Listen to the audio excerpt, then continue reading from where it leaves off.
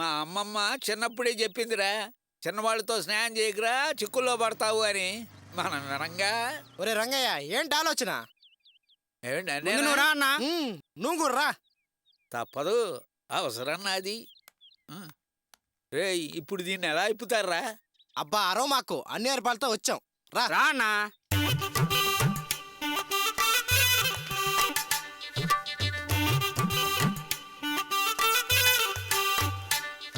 రే, lady వస్తుందిరా.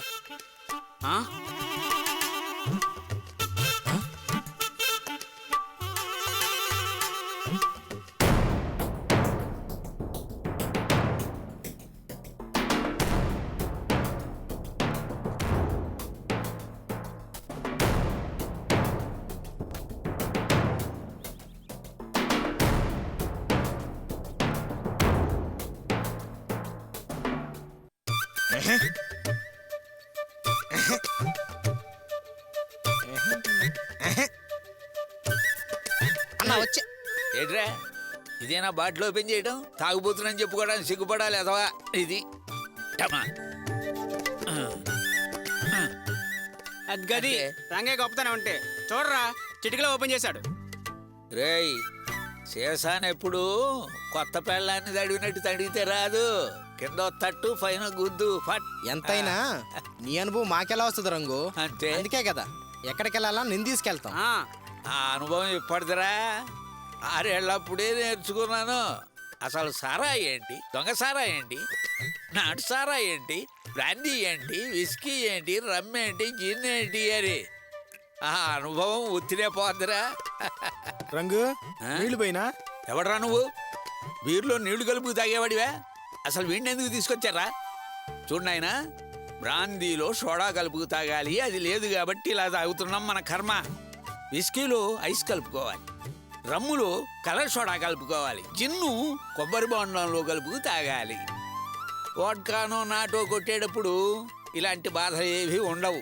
అసలు మనలాంటి వాళ్ళు లేని దాని గురించి విచారించకూడదు నాయన, ఉన్న దాంట్లో సరిపెట్టుకోవాలి అంతే. అబ్బా రంగు, ఇక మొదలు పెడదామా? మొదలెడదాం. ఇదే ఫారిన్లో అయితే cheers for the best health అంటారు, కానీ మనకిక్కడ ఛాన్స్ లేదు.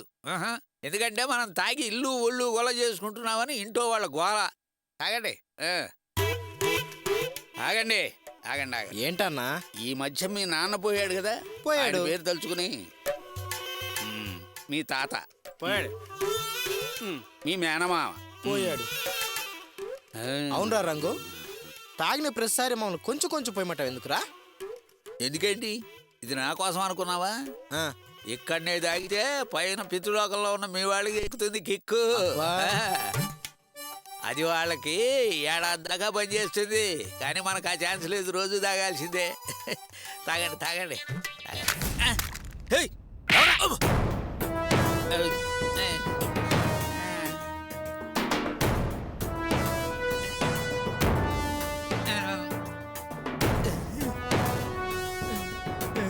సార్, పొరపాటు అయిపోయింది సార్.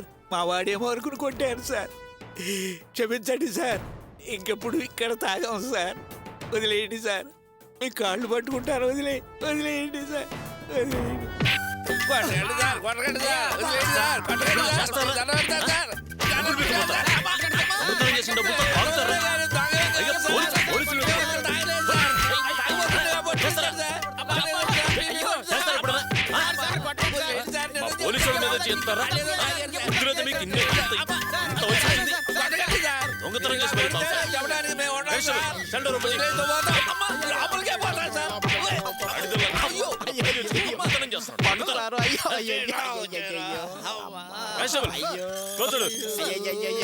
కానిస్టేబుల్, 5 నెలల క్రితం పోయిందన్నారే అంబాసిడర్ కార్, ఆ కేసు వీళ్ళ కంటగట్టి కేసు క్లోజ్ చేయి. అలాగే సార్. రా, ఎక్కువగా మాట్లాడారంటే మక్కిలు నిలదీస్తా.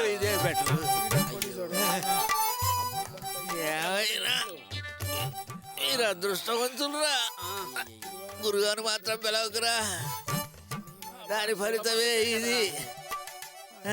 మీకు దెబ్బలన్నీ పైకి కనిపిస్తున్నాయి, వాతలు చేరి ఎందుకు కొట్టారు, ఎక్కడ కొట్టారని. అని నావన్నీ కౌకు దెబ్బలు రా, కనిపించకుండా కొట్టారు. ఊరుకో గురు, ఇలాంటి వీరుడికి ఈ దెబ్బలు ఒక లెక్క. నేను వీరున్నాను ఎప్పుడు చెప్పారా నీకు? నువ్వు వీరుడు కాకపోతే పోలీసులు లాక్ కొట్లే. అమ్మ నీ మాటలు వాడి వింటే కావాలని నా చేత కొట్టించావని నేను మర్డర్ కేసులో ఇరికిస్తాడు, చచ్చూరుకుంటావు. ఊరుకో గురు, నీకంటే మీ ఆవిడ మీ అబ్బాయో వచ్చి నేను విడిపిస్తారు. మేము ఎవరూ లేని అనాథలం గురు, మమ్మల్ని ఎవరు విడిపిస్తారు గురు? కొడుకు వస్తానన్నది నిజమే, కానీ నీ భార్య ఉన్న అనాథనేరా. అరే, అది ఉన్న ఇంటికి వెళ్ళి ఉండటం కంటే ఇక్కడే దోమల చేత బీగించుకుంటూ వీళ్ళు కొట్టే కౌకు దెబ్బలు తింటూ హాయిగా పడి ఉండటమే బెటర్. అమ్మా, తాగిన తర్వాత కొట్టినా ఇంత బాధ ఉండేది కాదురా. అవును గురు. బారులో ఉండవలసిన వాళ్ళం బార్సు వెనకాల ఉన్నాం.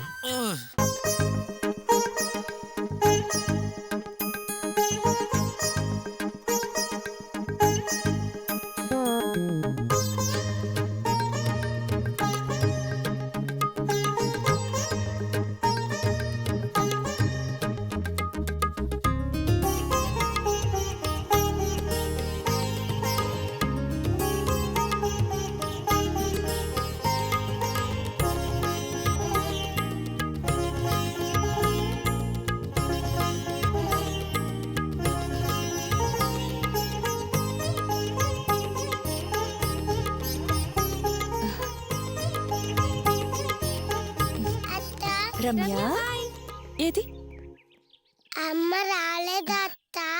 వచ్చేస్తుంది చిట్టి తల్లి. మీ ఫ్రెండ్స్ అందరికి చాక్లెట్స్ పంచావా?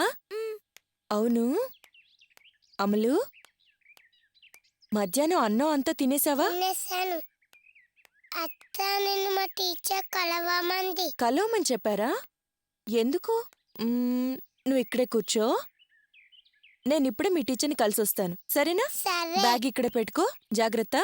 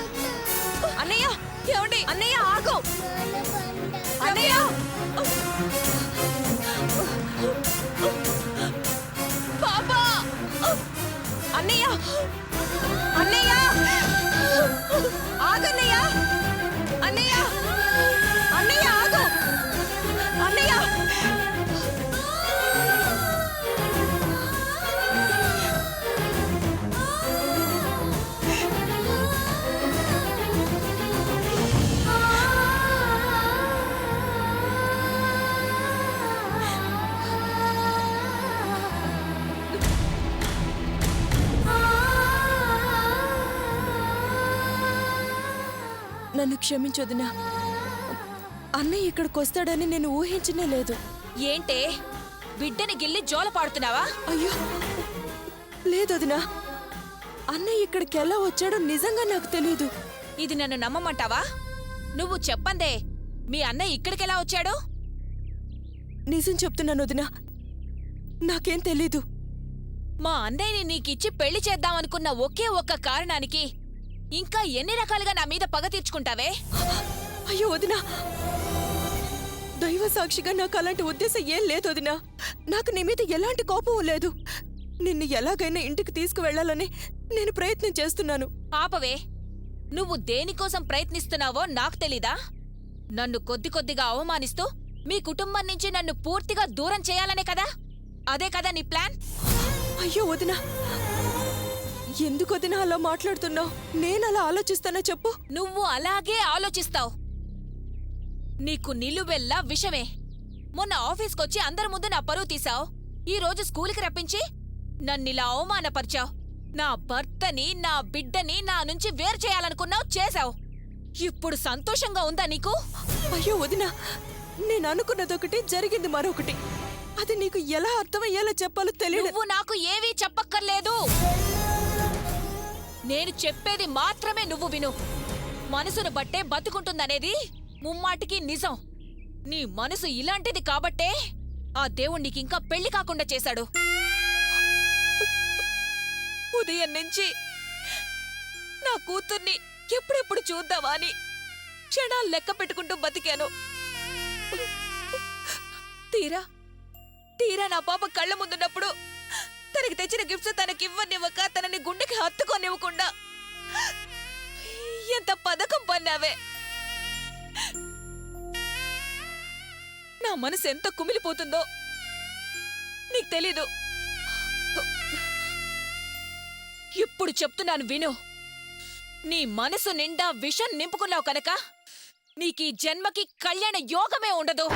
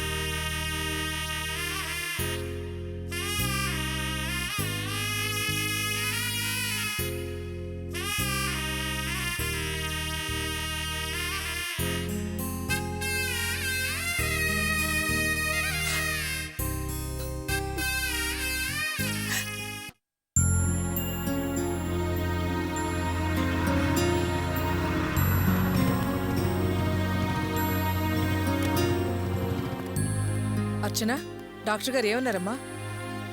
ఏమ్మా ఏమన్నారు? పాపకి ఎలా ఉందన్నారు? అర్చన, అర్చన, అర్చన, అమ్మా అర్చన, సమాధానం చెప్పవే.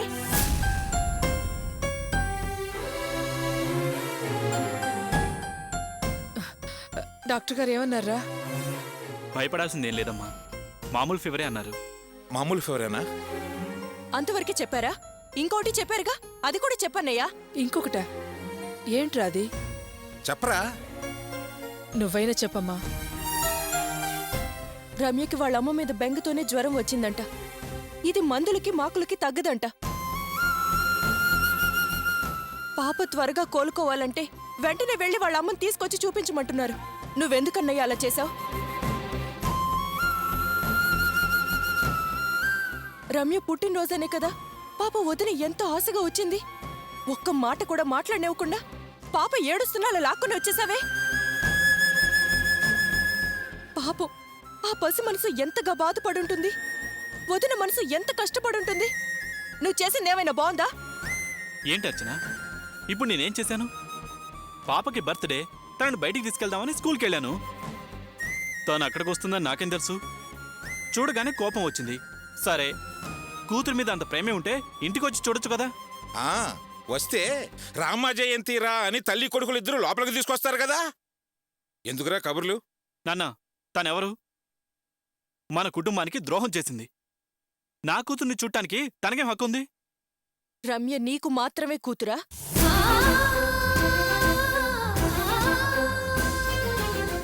కన్నతల్లైనా రమ్యను చూసే అర్హత దానికి లేదు. దాన్నెప్పుడో కోల్పోయింది.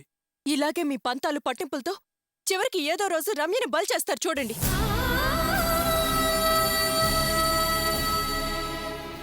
ఇరవై 24 గంటలు అమ్మ అమ్మ అని కలవరిస్తోంది. చివరికి అన్నం కూడా సరిగ్గా తినట్లేదు. ఈ రోజు తన బర్త్డే. అమ్మని చూసి తీరాలంటే నేనే ఫోన్ చేసి మాట్లాడిచ్చాను. వదిలే స్కూల్కొచ్చింది. నీకెందుకే అనవసర పనులు? నిన్నెవడు ఫోన్ చేయమన్నాడు?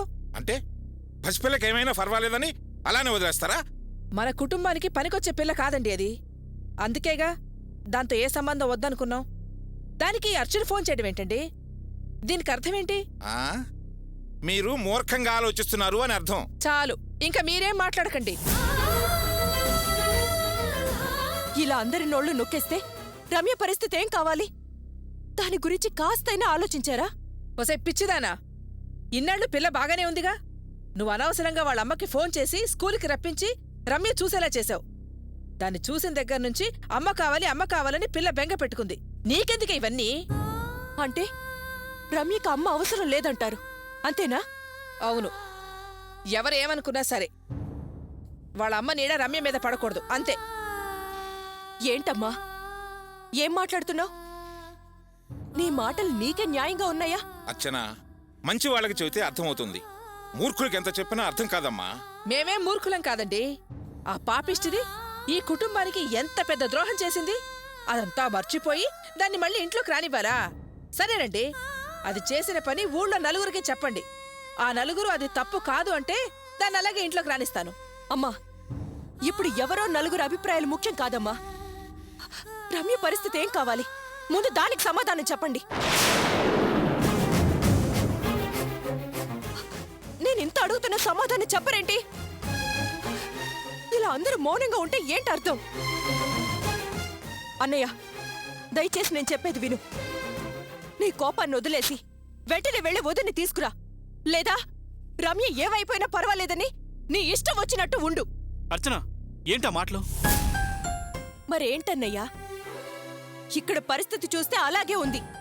కాస్తైనా బాధ్యతుంటే ఇలా చేస్తావా? స్కూల్ నుంచి అది ఏడుస్తున్నా పట్టించుకోకుండా లాక్కొచ్చేసావే, దానికెలా ఉంటుంది?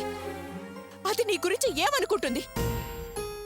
అన్నయ్య, ఒక్క విషయం మాత్రం బాగా గుర్తుంచుకో. వదిన దగ్గర నుంచి రమ్యని వేరు చేశానని నువ్వు అనుకుంటున్నావు, కానీ నిజం అది కాదు. పాప నీకే దూరం అయిపోతుంది చూడు. చివరికి అదే జరుగుతుంది. దాని మనసులో అంతగా నీ మీద ద్వేషం ఏర్పడుతుంది. అది మాత్రం గుర్తుపెట్టుకో. ఆ తర్వాత మీ ఇష్టం, ఏం చేస్తారో చేసుకోండి.